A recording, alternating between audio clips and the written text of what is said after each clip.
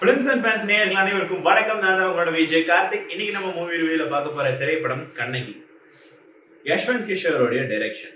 ஒரு anthology film அப்படின்னு கூட சொல்லலாம், இல்ல அந்த கான்செப்ட் எடுக்கப்பட்ட ஒரு படம்னு சொல்லலாம். ஒரு 4 பெண்களுடைய ஸ்டோரிய ஒரு பேரலா காமிக்கக்கூடிய ஒரு படம். ஃபர்ஸ்ட் வரக்கூடிய பெண், அந்த பொண்ணோட வீட்டுல நிறைய மாப்பிள்ளைய கூப்பிடுறாங்க பொண்ணு பார்க்கறதுக்கு. ஏதோ ஒரு காரணம் சொல்லி அந்த மாப்பிள்ளைய ரிஜெக்ட் பண்ணிடுறாங்க. அந்த பொண்ணுடைய கல்யாணம் அப்படிங்கிறது கேள்விக்குறியாவே போயிட்டு இருக்கு. 2வது பொண்ணுடைய ஸ்டோரி, அந்த பொண்ணு கோர்ட்ல டைவர்ஸ் கேட்டு நின்றுட்டு இருக்கு. அந்த இடத்துல அந்த பொண்ணுக்கும் அந்த கேஸ் எடுத்து அந்த வக்கீலுக்கும் சின்ன ஒரு லிங்க் இருக்கு. ஸோ அதை பேஸ் பண்ணி செகண்ட் ஸ்டோரி மூவ் ஆயிட்டு இருக்கு.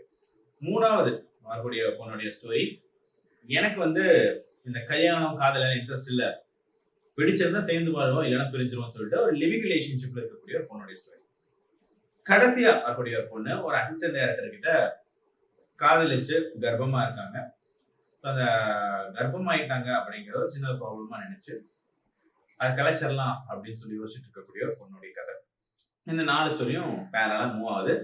படம் எந்த இடத்துலயுமே போர் அடிக்கல. இந்த 4 ஸ்டோரியுமே பேரலா மூவ் ஆனாலுமே ரொம்ப இன்ட்ரெஸ்டிங்கா இருந்துச்சு. ஆனா படத்துல கூடிய மைனஸ் என்னன்னா, படம் முடிகிற வரைக்கும் ஒரு கேள்விக்குறியோடயே இருக்கு. எதுக்குமே ப்ராப்பரான ஒரு ஆன்சர்ல ஏன் இப்படி பண்றாங்க, எதுக்கு இப்படி பண்றாங்க, எதனால அப்படி ஆச்சு, இந்த மாதிரியான நிறைய ஆன்சர் பண்ணாத கொஸ்டின்ஸ் இருக்கு. ஈவன் படம் முடியும் போது கூட டைரக்டர் ஒரு ஸ்டோரியை சொல்லிட்டு அதுக்கான பதில் நம்மகிட்டே விட்டு போயிடுறாரு. அப்போ அந்த படம் முடிகிற வரைக்கும் நம்ம யோசிச்சுட்டே இருக்கிற மாதிரி இருக்குது.